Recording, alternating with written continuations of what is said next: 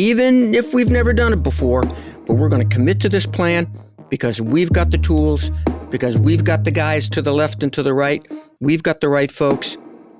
Here we go.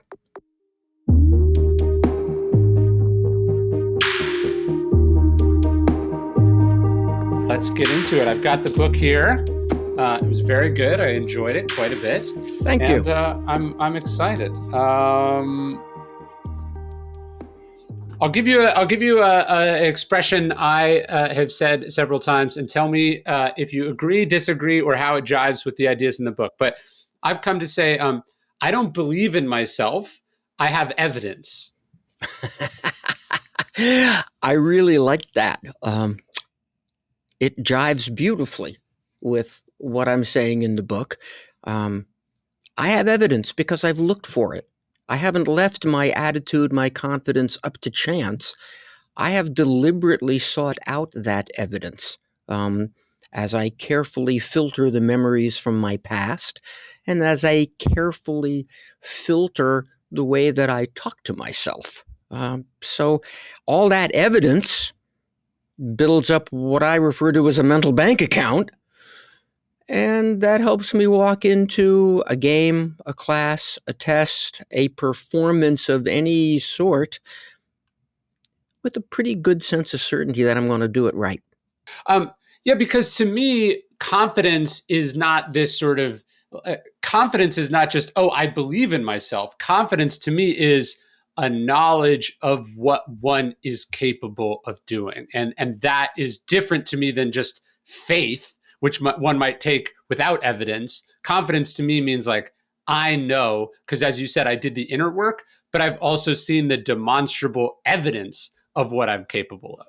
Yes, I think it involves a little bit of both of those things. Faith, if you look at it as evidence of things unseen, okay, I maybe haven't seen all the actual possibilities, but I've sure seen enough of them, And so I really like the idea of looking for evidence, okay, rather than, as you put it, sort of self-belief in a vacuum. Everybody, because your mother said you're special. Yes. Yeah. Mom said I'm special. Henceforth, it must be true.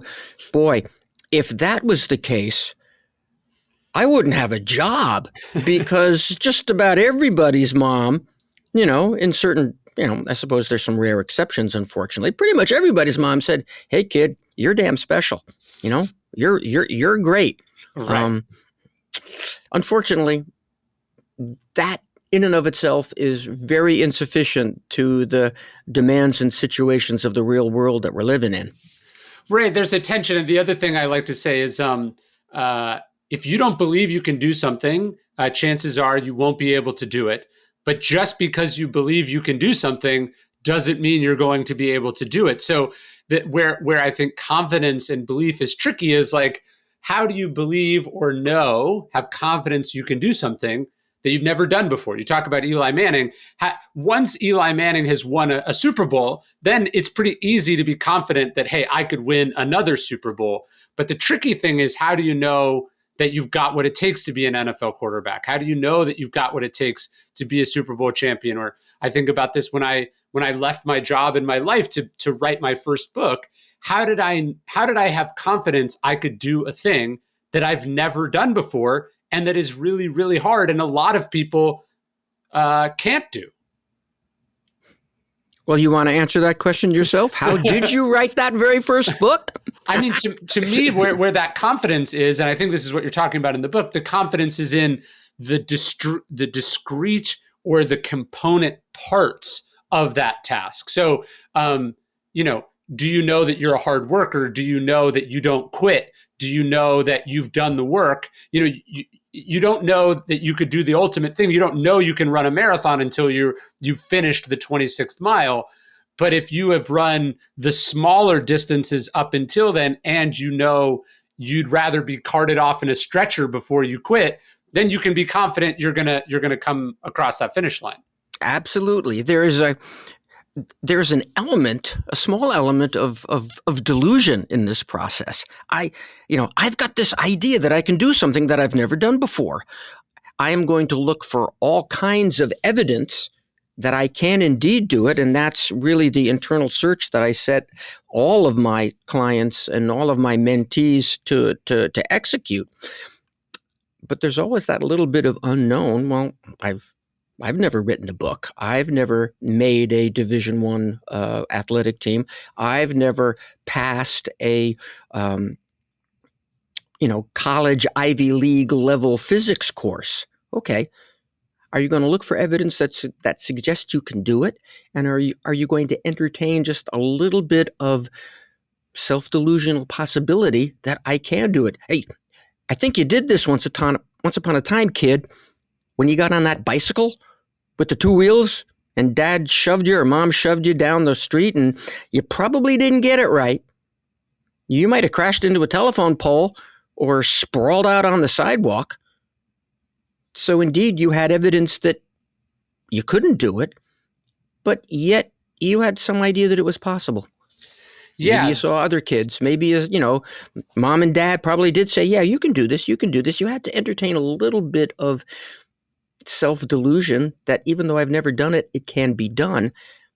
But then again, building on those small incremental episodes of experience. Yeah, I got 3 pedals. Yeah, I got 5 pedals. Yeah, okay. Hey, now, my bicycle riding subroutine has now been rewritten to the point where I have that wonderful aha moment and I'm speeding down the driveway or circling the block and I'm doing it all by myself. And isn't that freaking wonderful? When I was writing my book, Courage is Calling, I read this sort of operations manual, a handbook for the U.S. Army that I think George Marshall wrote. It was published in 1944. I'm going to read you this quote because it strikes me as what you were just talking about, the idea of, how do I know what I have, what it takes? When you're talking to men and women that are going to go out into combat potentially, that's the big doubt. Do I know what I have, what it takes? But let me know what you think of this quote. This is from the Army Life Handbook, 1944. It says, "Fear before you're actually in battle is a normal reaction. It's the last step of preparation, the not knowing. This is where you'll prove you're a good soldier. That first fight, that fight with yourself will have gone, and then you will be ready to fight the enemy." In your book, you call this the first victory, essentially. Absolutely. I think Marshall had probably read The Art of War by Sun Tzu, and he may have seen that same chapter that jumped right out at me. The idea that if you're going to win, you win the inner battle against self-doubt, etc., first, before you go into that initial engagement. The victorious warriors win first and then go into battle, wrote Sun Tzu, while losing warriors go into battle and just hope to win. So it's that initial decision. I know what to do. I've got the right equipment. I've got the right teammates. We've got the right plan. We're going to commit to it. Even if we've never done it before, but we're going to commit to this plan because we've got the tools, because we've got the guys to the left and to the right. We've got the right folks. Here we go. Epictetus said that philosophy wasn't this dry, abstract thing. It was a thing, he said, you should be talking about, writing down, reading about, exploring with other people all the time. He said, constantly have it at hand. That's how I think about philosophy. And it's weird. For the last 5 years, every single day, I've been writing this free email about Stoic philosophy. It's been not just cool to meet all these fellow practitioners of Stoic philosophy, but in writing about it, talking about it, reading it for our podcast, I have got to internalize these ideas in a way that I never would have been able to under any other circumstances. That's the idea. Philosophy is something we're supposed to engage in, not keep in these dusty old books or read once and be done with. It's a constant process. And I think that's why the email has worked so well for the people reading about it and sharing it and talking about it, all of that as well. So I'd love to have you join us on this email. You can sign up at dailystoic.com/daily email. It's totally free, no spam. You can unsubscribe whenever you want. I've basically given away a book for free every single year for 5 years, and I'm going to keep on doing it until I drop dead. Check it out, dailystoic.com/daily email. So the gap you're talking about, that little bit of delusion, like I think I've done the training, I believe in myself, or I have confidence in myself, I think I've got this.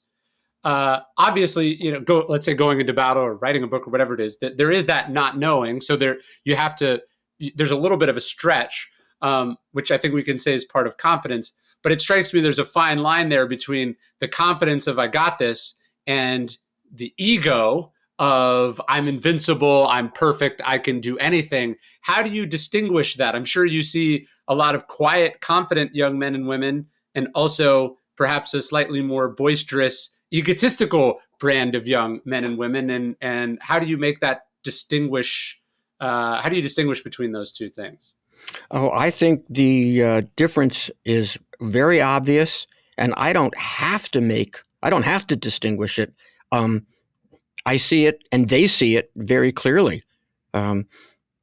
Most of the folks who end up at West Point are not the boisterous, chest-beating, I'm the greatest thing that ever walked down the pike type of individual.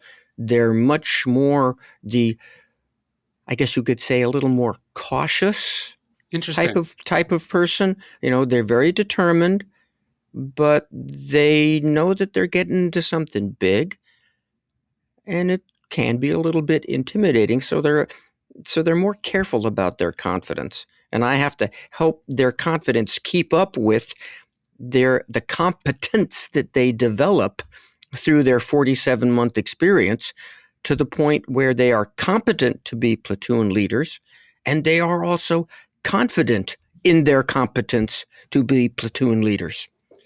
Yeah, I think it's interesting. We've seen this. We'll leave the person nameless, but I think it's easy for people who are not familiar to mistake confidence and ego. But to someone who knows, it is very obvious the difference between a confident leader and an egotistical leader. Very, very true. Very, very true. One of the most difficult, and I shouldn't say difficult, but one of the most common misconceptions is that confidence equals outspoken arrogance about oneself. Yes. That is not the case, ladies and gentlemen. Confident individuals come in all volumes. They are very quiet people. They're moderately quiet people, and then they're really loud people. All three of those groups are populated by individuals with a heck of a lot of confidence.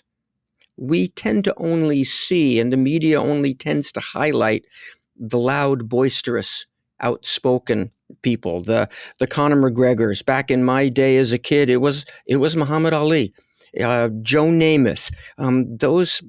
Those folks were crucified in the media for being outspoken individuals. That's just their natural style. They happen to be loud individuals. But on the other end of the spectrum, you've got Serena Williams. You've got the Manning brothers. You've got Drew Brees and just dozens more of very quiet but very inwardly confident individuals that the media doesn't say a whole lot about. So let's get past those false images and let's everybody understand that you can be a very confident individual, have a very strong sense of certainty about your skills, and still be quiet, polite, respectful, and hence the kind of person that your mom probably wanted you to be. Well, yeah, and I guess in the military circles, it's sort of the image of the Patton style leader versus the Marshall or the Eisenhower. You might even argue that there's actually a greater confidence in those latter two because they don't need the credit. They don't need to be in the spotlight as much. They're willing to actually cede the spotlight or the room to the louder, more boisterous types, and they're sort of quietly plodding along doing their work. What a great distinction! Again, people with a whole lot of confidence don't necessarily have a great big ego. They don't need it. Right. Okay? They're certain about who they are, what they can do, and they don't have to impress anybody with it because they've already justified it to themselves on the inside. That's right. And I think ego ultimately gets you in trouble, right? You look at it, you contrast a MacArthur with a Marshall, right? The longer you are in the spotlight, the more things you can't stop yourself from saying the more likely you are to say something that perhaps you shouldn't say, or make an enemy that you don't need to make. And that so often leads to our downfall. Indeed, it does. Great point. So as you cultivate confidence in the young people that you work with, I'm thinking about this. I have 2 young children. How do you think about someone developing confidence? If someone's like, I'm not a confident person, or I often feel a lot of doubts. How does one go about cultivating this confident mind that you're talking about? 3 ways you can think about it. I've got to start looking for memories from my past of quality effort, little tiny successes here and there, and some indicators of progress. I've got to start being somewhat more selective about how I think about my past, both long-term and short-term in terms of yesterday. And maybe I need to be very selective in terms of how I think about basically the last hour of my life. When I was in physical geography class just now, and I walked out of the class, what point did I get right? What did I do right in that class? I want to take that memory with me into the future. So the first real class of activities in terms of cultivating confidence is to be very selective and very careful about bringing in constructive memories from your past, long-term, short-term, and immediate. The second class of activities is being really careful about the stories that you tell yourself about yourself in the present. What are the sort of underlying and up to this point, maybe not even acknowledged stories that you tell yourself? Oh, I'm good at this. Oh, I'm not good at that. Oh, I hate doing this. Oh, I love doing that. Understand, ladies and gentlemen, that every one of those expressions is basically a belief about yourself. And if we know anything about human behavior, it's those beliefs that structure our actions. The actions tend to structure our results, so that the results that we experience are often just pale, sometimes not so pale reflections of the beliefs that we started out. The kid who says, oh, I'm not good at math. Okay, well, maybe up to this point, that could be true. Your belief is a result of your experience. But going forward from this moment, as long as you maintain that belief, I'm not good at math, that belief is now a causal factor in your future experience. And one of the things that we have to do is come to grips with the various self-fulfilling prophecies that we're all laboring under. So that's about how we think about ourselves in the present. The third class of activities is, of course, how you think about yourself in the future. What are the still photos of various futures that your imagination is feeding you? What are the video clips of various future scenarios that sophisticated video production studio in your imagination is feeding you? Why don't we become the director of those short movies? And why don't we cultivate scenes of progress towards our goals, attainment of said goals? Why not get ourselves to be the script writer, the star, the director, the special effects coordinator of a whole bunch of scenarios that filled us with a sense of energy and optimism and enthusiasm? Once we start working on our minds in all 3 of those levels, we are developing, as I put it in the book, a mental bank account, a storehouse, a repository of conscious, constructive thoughts, which leads to that sense of certainty that we want. To me, that's really the benefit of what Carol Dweck calls the growth mindset, where like as a parent, so your kid does something, you're not saying, hey, you're smart, look at you. You're saying you did this as a result of the work you put in. You're essentially trying to reframe and set a narrative for them in their life about the agency that they have, the ability they have to create their own future, and you're deciding what parts of that narrative to emphasize, not their natural inbred abilities, but their those associated with effort or their mental state. So that's kind of what you're doing, I guess. There is restating and reframing a way of looking at an objective an event that subjectively makes them better on a going forward basis. Absolutely. Learning to interpret your successes as a function of your own agency, interpreting those good moments as something that can happen over and over and over again, interpreting those moments of success as indicative of successes that you can have perhaps in other settings. That's how we want our kids to look at their successes. Do we want, we want them to think of those successes as relatively enduring, relatively permanent. We want them to think of those successes as relatively pervasive in that they indicate our ability to do equally good things in other situations. And very importantly, as you point out, we want our kids to have the sense that the successes which they experience were a result of their own agency, their own effort, their own ability, rather, oh, I just got lucky. A cause and effect. You're establishing cause and effect. Yeah. I can say, yeah, I did it. It can affect lots of other things in my life, and it's likely to happen all over again. Or I can say, well, it just happened in that one place, so it doesn't matter. It just happened that one time, so it's really not all that big a deal. And it really just happens because it was an easy test and anybody could have gotten it right. That's where coaching comes in. Yes. Well, and I suspect what you're doing as a parent with this stuff is you're trying to early on coach them in such a way that they develop an inner voice that then coaches themselves. So like when you're working with someone like Eli Manning, you're talking off the field, but ultimately if he's dependent on you for that affirmation, for that explanation after everything, that's no good. He has to be able to do that down in the fourth quarter, having thrown consecutive interceptions and be able to go, no, the game isn't over. I have the ability to change this. I'm confident in my ability to pull this out. I think about this as a parent. It's like I'm trying to give my children an inner voice that will serve them when I'm not around. Yes, indeed.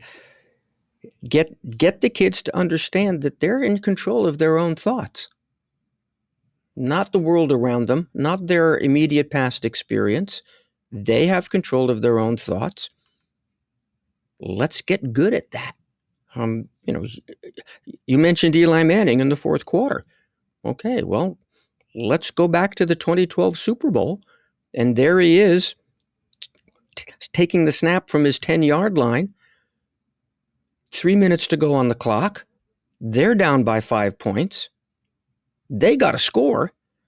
And not only do they got to score, they got to make sure that once they do score, the opponent, the New England Patriots, led by none other than Tom Brady himself, doesn't have a chance to come back and then tie the game. So they got to score a touchdown. And so Manning takes the snap in the fourth quarter, throws this beautiful 40-yard rainbow right into his receiver's hands. A perfectly thrown ball that either his receiver was going to catch or he was going to fall harmlessly out of bounds, despite the fact that that receiver was covered pretty darn well by two Patriot defenders. And that play of the game set up the Giants' winning touchdown. 2 days later, Manning is on a nationally syndicated radio show, and the commentator says, "Do you ever think about the ramifications of failure at moments like that?" And very politely, Eli Manning says, "No, that's exactly what you don't do. Right. You think about all the times you got it right.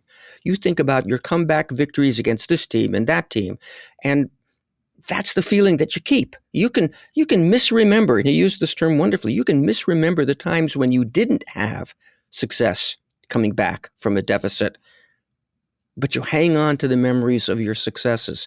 And he was pretty good at doing that in the fourth quarter when the chips are down. and that's part of his legacy as an NFL quarterback.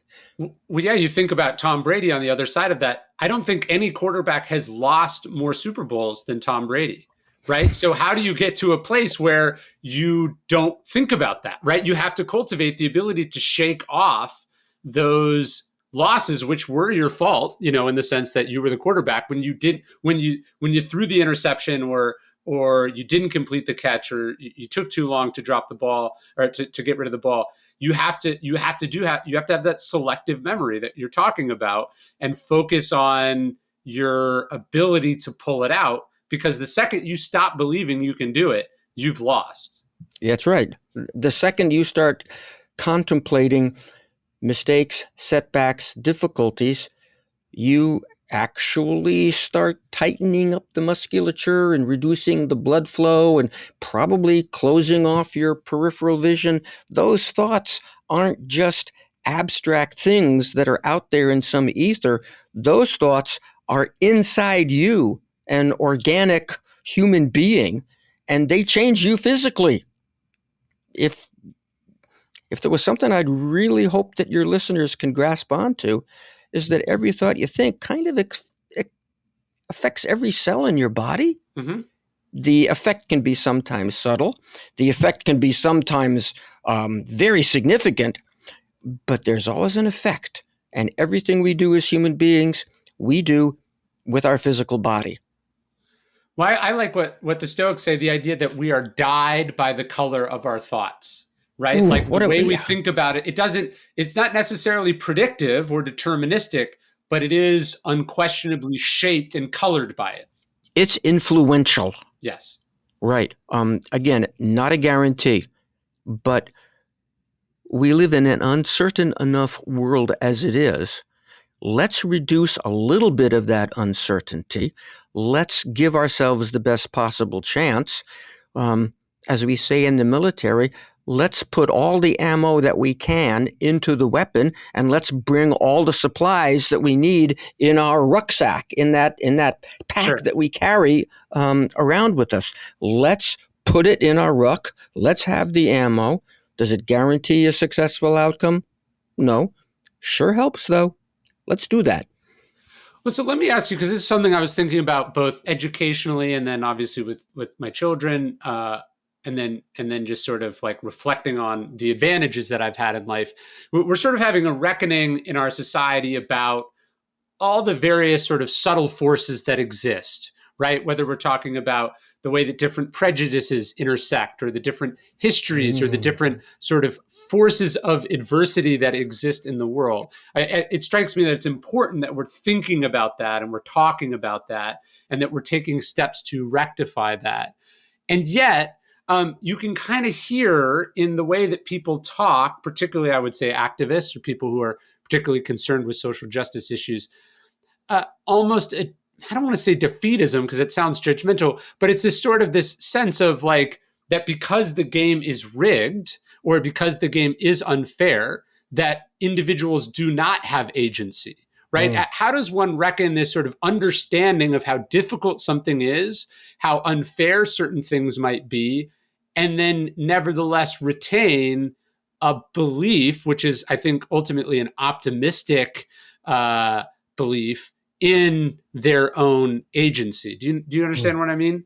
Well, is that not indeed fundamental to Stoic philosophy? Is that not indeed an example of the classic Stockdale paradise? You have to be ridiculously aware and realistic about the situation that you're in, good, bad, or ugly. Yes. And yet at the same time, you are maintaining an optimism about the future. Even if the game is kind of rigged, okay, you've got to be willing to think, well, it's rigged now, but it's not going to be rigged forever. And when it starts to unrig a little bit, I'm going to be right there with my agency, and I'm going to make a difference. One of the stories I tell in the book, kind of apropos because we're looking at the Winter Olympics in Beijing right now, is a story about one of our Olympic bobsled teams back in 2000, 20 years ago, when the Winter Games were played in Salt Lake City. Now, historically, there had not been a medal won by men's bobsled in 46 years. So in a way, there was a understanding that the game's kind of rigged against us. We don't have the resources. We don't have the popularity here in the U.S. for bobsled that you see in Russia, Germany, Austria, Switzerland. But that team was very good at looking for their slightest opportunity. Even though we're kind of under-resourced, which is another way of saying the game's kind of rigged against us. Sure. Even though we're under-resourced, if we get the slightest break, the littlest bit of luck, we're actually going to medal. And it took a little bit of work advising those guys to have that kind of optimism that was only partially supported by evidence. Right. They had some evidence, Hey, they made the damn Olympic team. They'd had some good runs in the previous World Cup year. They had never medaled. The driver of that team, Brian Scheimer, was in his fourth Olympics. He had lost out on a medal in the 1998 Nagano Olympics by 2/100ths of a second. You can't blink your eyes that fast. But that's the kind of margin of error we're talking about. But that team in 2002, 20 years ago, was able to have the conviction, if we get the slightest break, the littlest bit of luck, we're going to medal. And they did. That strikes me as related to the first chapter of your book, which is, I think, the ultimate Stoic idea. Epictetus says it's literally the first Stoic idea, which is you have to accept what is not in your control. You have to accept the facts on the ground as they are. The 300 Spartans don't go to Thermopylae complaining about what a statistical disadvantage they are at, right? They're focused on what are they going to do about it, and they're focused on what are they willing to give, what are they willing to put to that problem. And that's what made the difference. That's what allowed them to do what they did. Had they been focused on how unfair and how unlikely and how certain their defeat was, well, they wouldn't have gone. No question about that. Who would volunteer for that kind of suicide mission? Except somebody who is ridiculously mentally tough to think not about what's going to happen in 2 weeks, but what are we going to do right now? How are we going to organize ourselves? How are we going to think? How are we going to deal with this moment? What control do we have right now? We have control over how we deploy and what kind of effort we bring to the fight today. Yes. I think Xenophon said, a bad leader, stuff happens to a bad leader. A good leader is someone who happens to stuff, right? Like what are you? Are you the passive reactor? Or are you the impetus in some way? And I don't think that's inconsistent with the idea that a lot of what happens in life is out of our control. But in the domain of what is in our control, you want to be the active participant. Yes, and you will not discover the full extent, the full range of things that are indeed in your control until you exercise that control. And you may think, well, there's not much I can do about this. Well, do everything that you can, and you might find that the boundary between the controllables and the uncontrollables is shifting a little bit. If you don't look for that boundary and indeed push that boundary, you'll never really know where it is.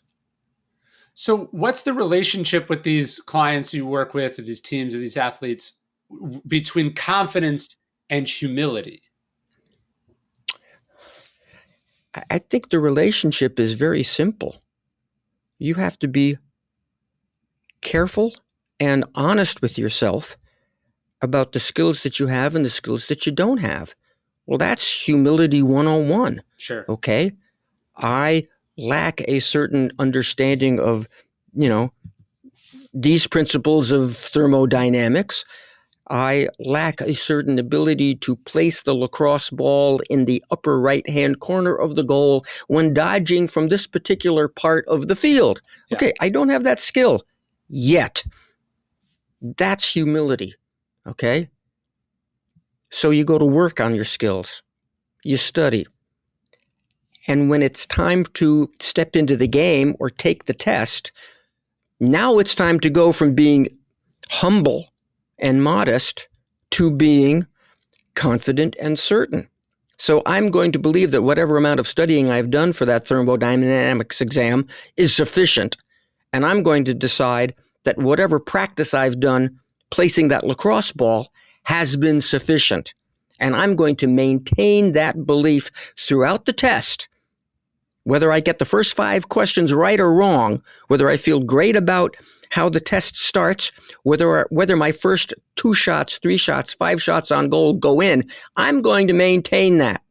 I'm going to be perhaps arrogant enough to think that I have everything I need throughout the duration of the actual test, the actual game, and then I'm going to go back and become a lot more humble, a lot more careful, and look at what I need to do in order to get it right or get it better the next time. I see those two things as complementing one another, not as separate and mutually exclusive.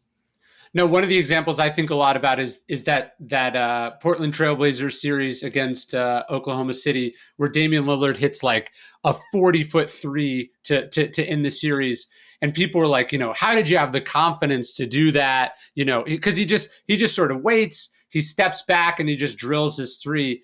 And I think after the game, he said something like, "I hit that shot 47% of the time." Right? He knew the exact percentage point of his accuracy in that moment. So there's still the reach. I mean, he wasn't like 99.9% of the time I hit it. But to me, humility was, okay, 6 out of 10 times I'm going to miss this shot, but 4 out of 10 times I'm going to hit it. And that 4 out of 10 times is our best chance to win this game. That's all I need to know. I just need to treat this like an ordinary shot in practice. Let me step up and take it. Exactly. I wish I had been there to interview him, or maybe the day after that, and I'd have to look very carefully at the game tape. Did he make his previous three-pointer, or did he not? If he did make his previous three-pointer, he's likely to be in the condition, okay, I'm on a roll, I'm making this one. Yeah. If he missed his previous three-pointer, or maybe his previous 2 or 3 three-pointers, he's probably saying to himself, well, I'm due to get one in. My time is now. I've missed it, but that miss only means I'm getting better and more precise with my aim and my release. This is the way the great shooters think. Right. Yeah. It's funny how we can mess with statistics to tell ourselves certain stories, right? Like statistically, the hot hand does not exist. But of course, anyone who's ever done anything in the world knows that it does exist, right? Because if you believe you have a hot hand, that changes how you are going to be able to do the thing. Just as if you have a slump, the slump can become its own self-fulfilling prophecy because you think you've lost it. Oh yeah. I'm not good at the moment. Okay, well, there's a wonderful self-fulfilling prophecy that you just told yourself. Right. As opposed to, my stats are down, but I know that just means my next game is going to be a breakout.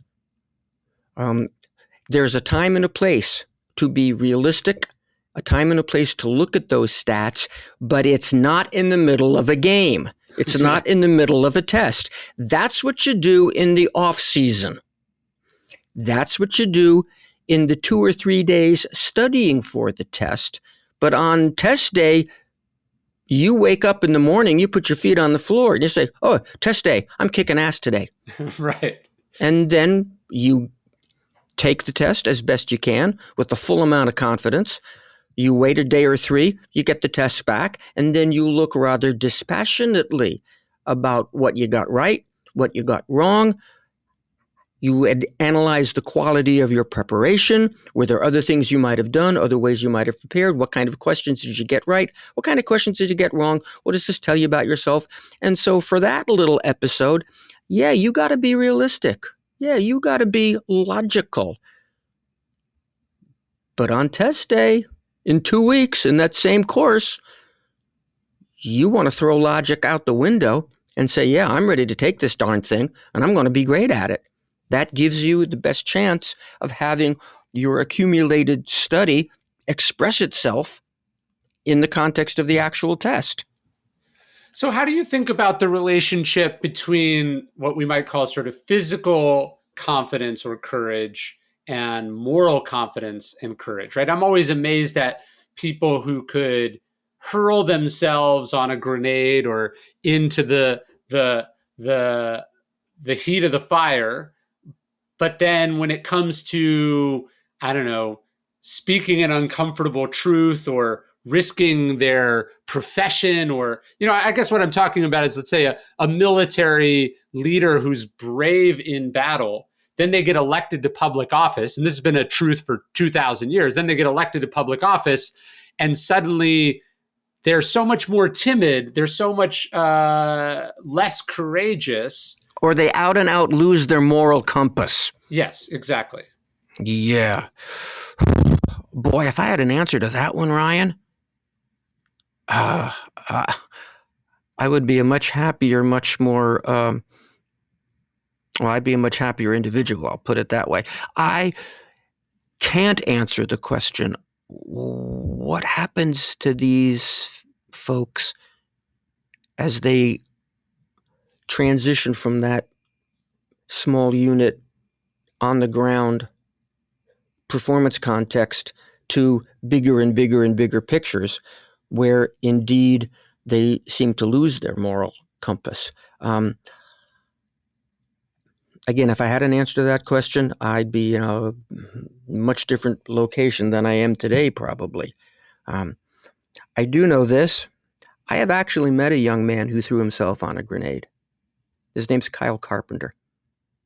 His book, You Are Worth It, is worth everybody's time. I follow him on Instagram. He's a wonderful guy.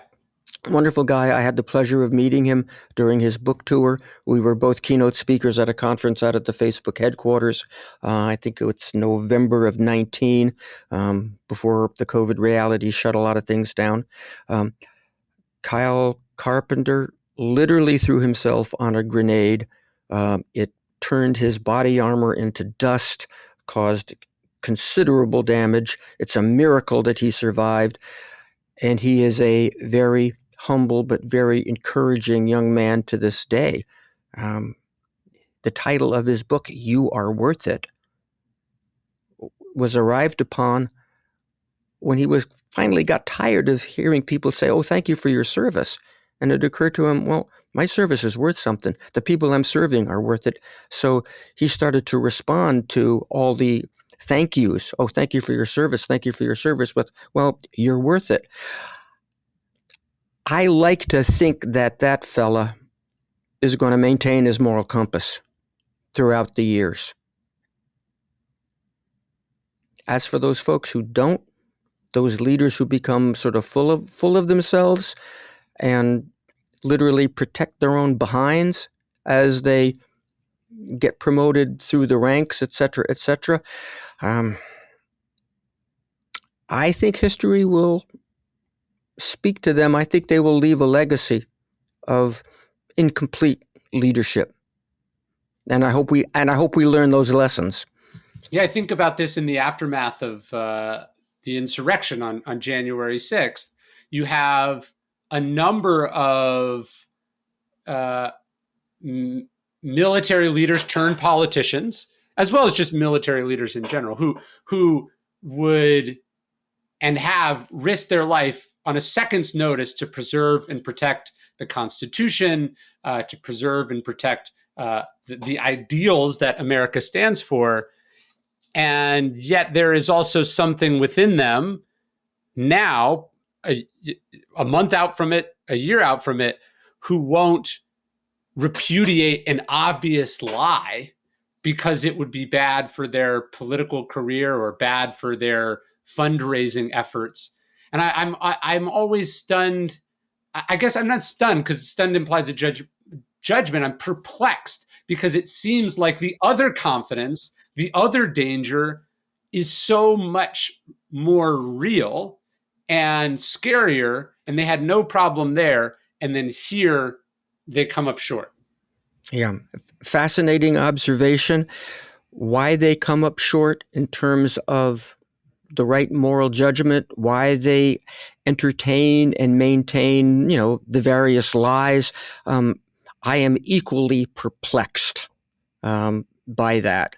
And I ask a lot of my mentees, what are you learning from this? What are you taking away from this? Someday you might be in that same position. Right. What decision will you be making at that time? Yeah, what's an interesting one? So I interviewed Alexander Vindman, I guess Lieutenant Colonel Alexander Vindman, who you could disagree, I guess, with his interpretation of that phone call. I happen not to disagree. I think he did not just his job, but I think it was a heroic, a courageous decision that he made. But I've been amazed the number of military people who emailed me after that interview to condemn him personally, right? Like for speaking out. They basically they've decided to view what he did through a lens of professional jealousy, or for that it was a disruptive decision, that he was making too much of a spectacle of himself, et cetera, et cetera. But I always would, I reply to those. I go, look, you challenge the most powerful man in the world, and then come back and tell me what you think of his decision, right? It's always interesting how I think we lionize that sort of physical courage or that physical boldness on the battlefield, and then these moral stands we're so much more ambiguous about in the moment. With the distance of history, we admire a Muhammad Ali, but at the time, his stand against the Vietnam War was not just controversial. I mean, he almost went to jail, right? But in the moment, it seems like we really struggle to just respect a moral stand like that. And I hope we can learn from the fact that we have overlooked that kind of moral courage and decide to do more of it ourselves. Here at West Point, we have a whole character education process and speaking truth to power, choosing the difficult right thing over the easy wrong thing. That's part of the education. And I like to think that our young men and women who are going to graduate and take on leadership positions in the Army have learned that lesson and will take pride in doing the right thing, even if it perhaps does compromise their promotion potential 10 years, 20 years down the line. Well, I think about that because there's been moments in my life where, I sort of knew what the right thing was. And then I thought, but I could lose my job for it, right? And what I think about in retrospect is, why did I want to keep a job that you could lose for doing the right thing? What a wonderful way to reframe your ambiguity. I compliment you. Right. Well, no, it's funny because I was talking to a Republican politician that I know that was sort of going back and forth about, impeachment. And I remember him saying, well, I won't get reelected. And I said, yeah, but you hate being a congressman. So this, it's not like this is the greatest job you've ever had, and all you can do is tell me how wonderful it is. You dislike it, and yet I think it deep down we're afraid of uncertainty, right? We're afraid of the unknown. We're afraid that we don't have what it takes to navigate whatever the consequences of that moral stand might be. In retrospect, it's obvious. I would have just got another job. It's not like I would have ended up under a bridge, but I was so scared about losing the paycheck that I did something that in retrospect I can't justify. So you're making a really interesting point. Perhaps that decision reflects or is a product of a certain degree of personal insecurity about one's agency to operate in this world. I've got to sort of stay with the relatively safe and secure, even though it violates an ethical principle or three, rather than be true to myself and put myself in a less certain, but perhaps more ethically viable position. Yes. We are all seduced a little bit by safety and security, as opposed to the discovery of who we really are, what we can really accomplish, and indeed how we ideally want to be remembered.